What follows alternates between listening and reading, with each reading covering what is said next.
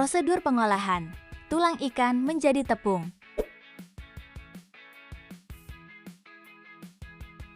1. Tulang ikan dipisahkan dari sisa daging yang masih menempel, kemudian dicuci menggunakan air mengalir hingga bersih. 2. Tulang ikan dijemur di bawah sinar matahari selama 3 hari hingga kering. 3. Tulang ikan yang telah kering dihancurkan secara mekanis menggunakan alu dan mortar hingga menjadi serpihan kasar. 4. Serpihan tulang dihaluskan menggunakan blender hingga diperoleh tepung tulang ikan dengan ukuran lebih halus dan homogen. 5. Tepung tulang ikan yang dihasilkan disimpan dalam wadah tertutup dan siap digunakan sebagai bahan sumber kalsium dalam pakan ayam petelur. Prosedur preparasi sampel dengan metode destruksi kering. 1. Tepung tulang ikan dan pakan diabukan menggunakan oven hingga diperoleh abu.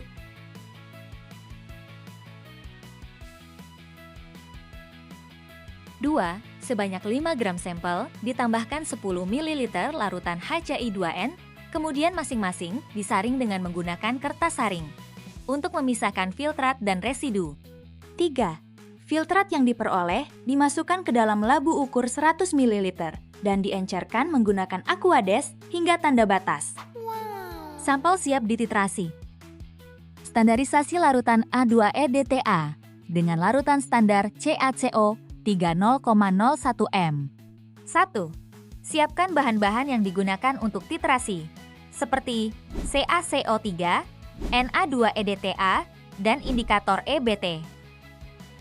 2. Larutan standar CaCO 30,01 m dipipet ke dalam Erlenmeyer sebanyak 10 ml. 3. Standar CaCO3 ditambahkan larutan buffer amonia hingga pH 10. 3. Setelah pH larutan standar 10, ditambahkan 2 atau 3 tetes indikator EBT. 4.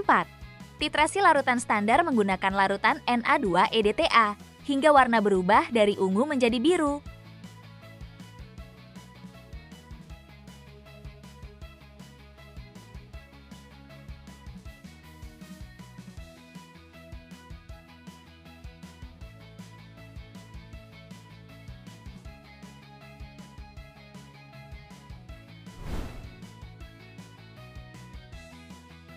4. Titrasi dilakukan 2 kali pengulangan. Titrasi sampel tulang ikan, pakan, dan campurannya.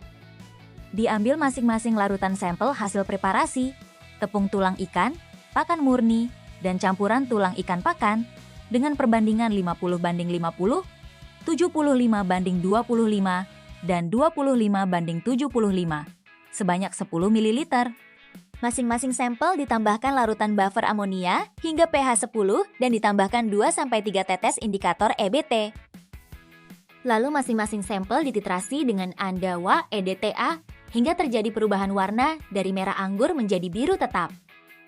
Dicatat volume titran yang digunakan untuk perhitungan kadar kalsium pada sampel, titrasi dilakukan dengan 2 kali pengulangan.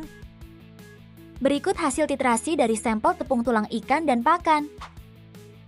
Dan berikut ini hasil titrasi campuran tepung tulang ikan dan pakan.